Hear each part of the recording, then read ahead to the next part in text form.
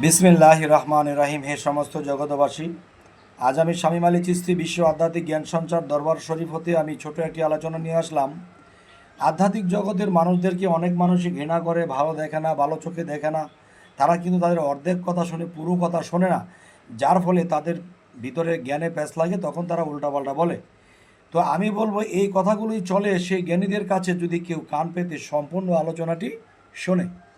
দেখেন, সেটি হলো যে একটি কথা আছে যে চুরি করো হারাম খাও নাচতে নাচতে বেহেশতে যাও।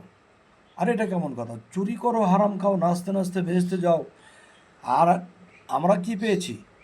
ভালো কাজ করো, চুরি করো না, মানুষের ক্ষতি করো না, তোমাদেরকে আল্লাহ বেহেশত দেবে। আর এখানে কি বলা হচ্ছে? চুরি করো হারাম খাও নাচতে নাচতে বেহেশতে যাও। এটা কেমন কথার ভাও? আমি তো বুঝলাম না। তাহলে আমি বুঝিয়ে বলছি, শুনুন। এটার মূল বিষয় হলো যে হারাম জিনিসটা কিন্তু, হারাম যে জিনিসটা সেটা কিন্তু, যে মানুষ যদি সে হারাম খায় বা কিছু একটা করে, তাহলে কিন্তু এটা পাপের কাজ।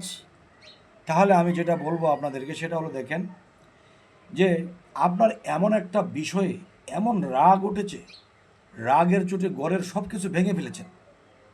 যখন রাগ ঠান্ডা হয়েছে, হারে আমার লক্ষ লক্ষ টাকার জিনিস আমি ভেঙে ফেললাম, আফসোস করতেছেন। তাহলে ওই মুহূর্তে রাগটাকে থামিয়ে যদি আপনি রাগটা ডোজ গিলে খেয়ে ফেলতেন, তাহলে আপনার ক্ষয়ক্ষতি হতো না, কিছুক্ষণ পরে ঠান্ডা হয়ে যেতেন। তাহলে কিন্তু এই যে রাগটা আপনি দেখিয়েছেন, ভাঙচুর করেছেন, এটা হারাম হয়ে গেছে। আর যখন রাগটা আপনি ডুজ গিলে ফেলেছেন, রাগের প্রকাশ করেননি, তখনই কিন্তু আপনি আল্লাহর কাছে ভালো আছেন, ঘর, ফ্যামিলি, সমাজের সব দিকে ভালো আছেন। এরপরে যে কথাটি বলবো, যে দেখেন, মানুষ যখন দেখা যায় রাতের গভীরে খুব নীরবে উঠে বসে, সে চোরের মতো উঠে আল্লাহর ইবাদত করতেছে, আল্লাহর ইবাদত করতেছে।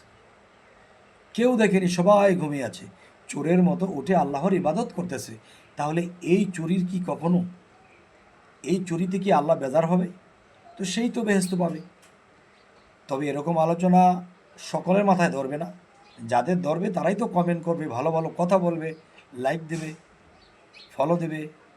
অবশ্যই সামনে কি ধরনের আলোচনা চাইছেন জানাবেন। সকলেই ভালো থাকবেন। আল্লাহ হাফিজ।